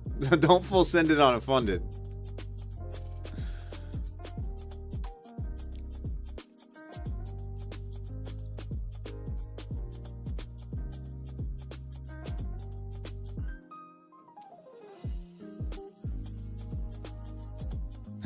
Adam's like personal account.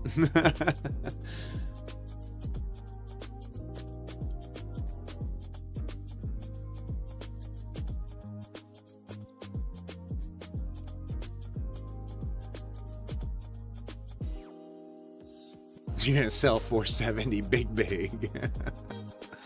I don't know. I wouldn't look for sales right now. Not, I mean, me personally, I wouldn't. Could we get some downside? Of course, right? Of course we could.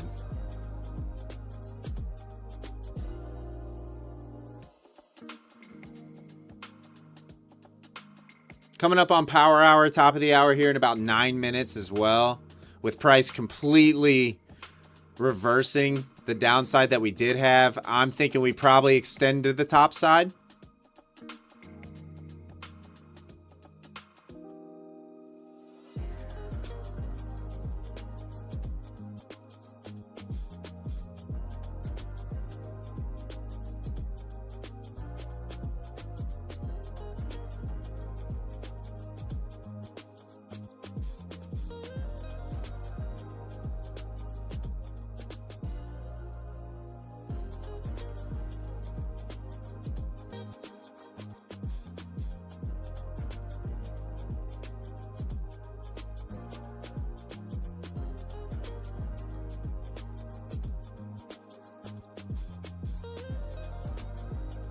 A few more shekels. Just trying to scalp a few more shekels. Oh, goodness. Why do I feel like something insane is about to happen here? Oh, no. Here it comes.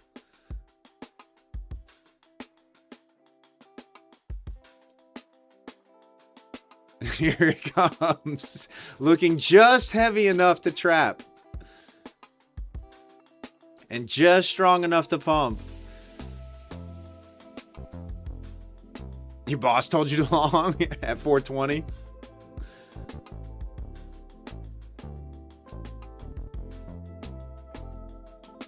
All right, top of the hour here in 7 minutes now.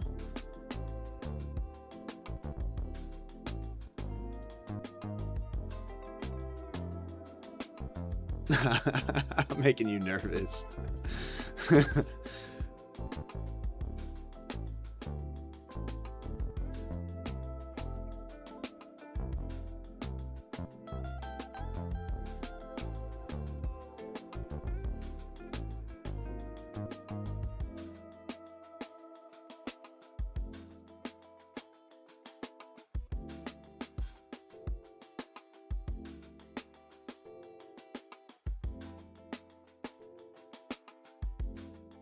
See what happens at opening range low. Right there at 398.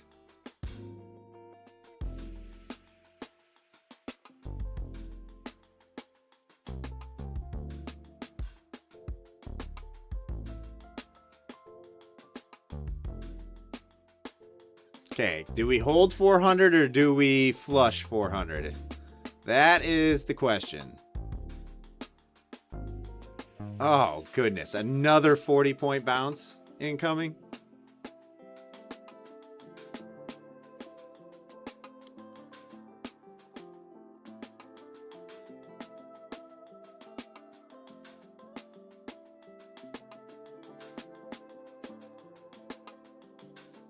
I don't know. Be careful on the short side right now, guys.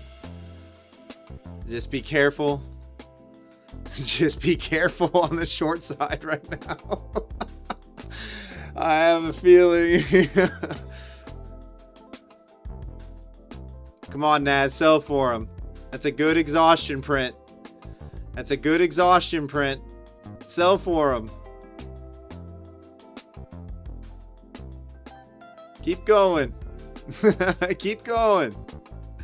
I'm cheering for you guys in your short positions right now.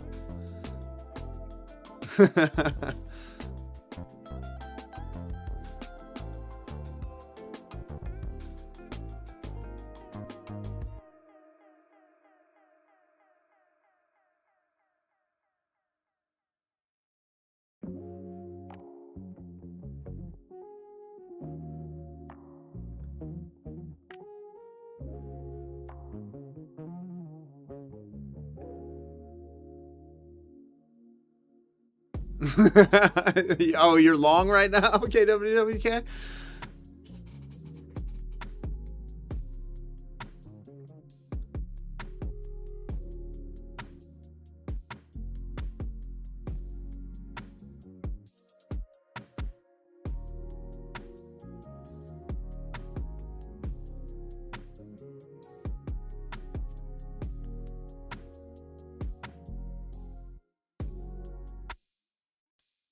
Oh, gosh.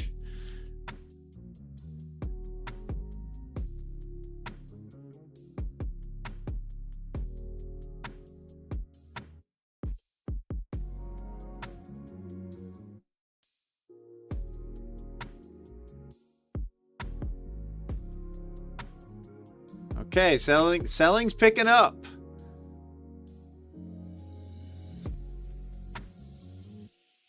I was planning to hold for the dump. I made you nervous?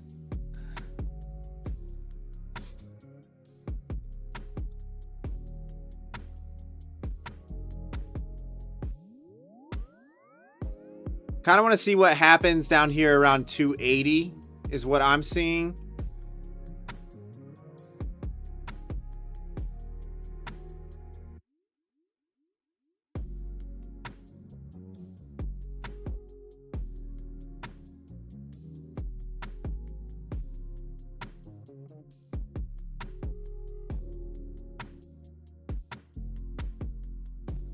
All right, PDL.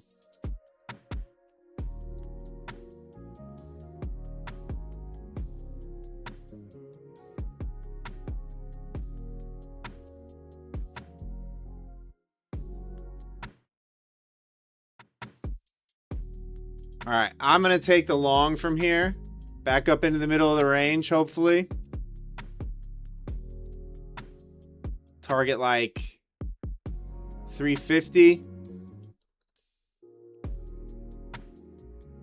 Need to get my stop in, though. I don't like that exhaustion print.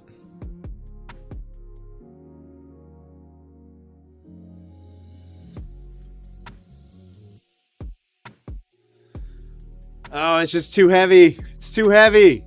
It's too heavy. All right, stopped out. This is ridiculous. I'm sorry, but this is absurd. This is absurd.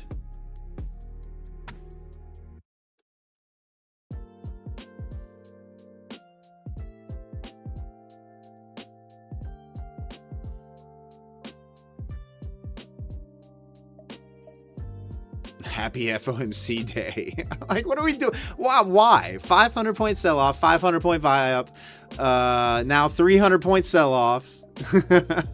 Like, what are we doing?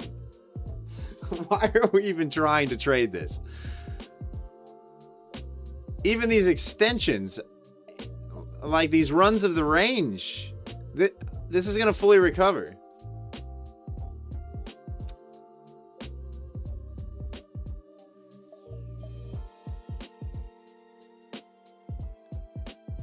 I can't try it again. It's one of my rules. One of my rules, I don't trade from the same price twice within a certain period of time. I'm not going to take it again. I'll take that loss on the chin of $100.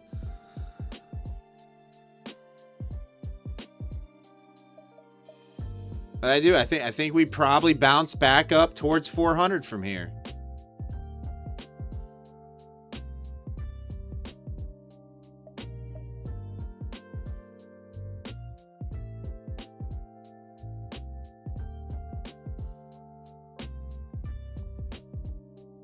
Even close that micro you've been sitting on for 3 days.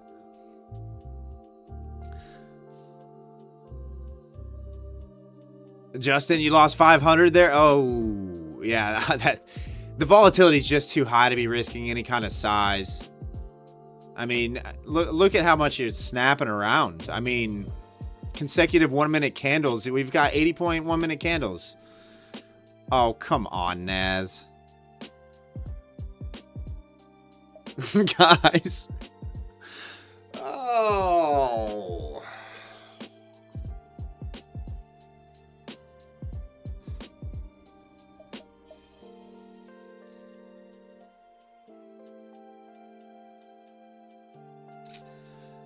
I mean, Tanner, look at that. Right?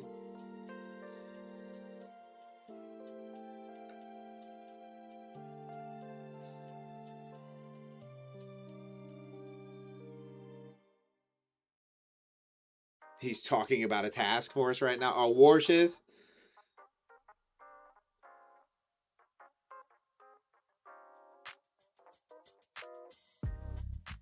Death by 1,000 paper cuts. Oh, yeah. I mean, you have to... Here's the thing. You have to give your stop at least 50, 60 points no matter what because of how violently it sweeps. And you have to just be willing to accept the 50-point stop out.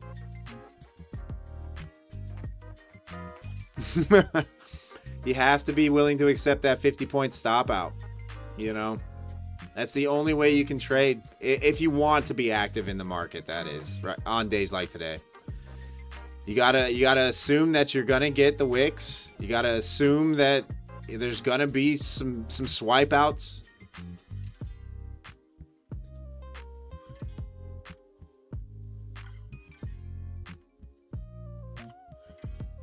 So ridiculous, though. See, even when you can call out, even when you can call out what is going to happen, you still have to execute.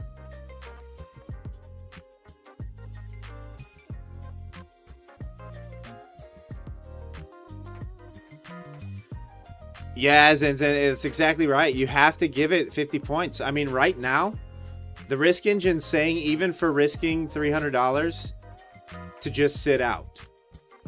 Like, just absolutely sit out the rest of the day. It's saying the stop is too wide for your risk tolerance and to just not trade, right? So I knew getting into that trade was risky and that this was a possibility.